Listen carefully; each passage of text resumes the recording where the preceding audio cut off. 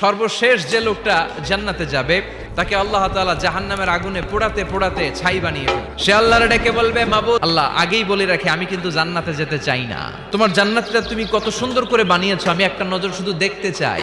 এবার জান্নাতের গেটের সামনে বসে বসে জান্নাতের সৌন্দর্য দেখা শুরু করবে। সুবহানাল্লাহ। এয়ার কন্ডিশনের রুমের দরজার বাইরে দাঁড়ালো, এয়ার কন্ডিশনের রুমের একটা ঠান্ডা বাতাস গায়ে লাগে না? তো ও যখন জান্নাতের দরজার সামনে দাঁড়াবে, ওর গায়েও এরকম জান্নাতের ঠান্ডা বাতাসের হিমেল ছোঁয়া গাটাকে শীতল করে দিবে।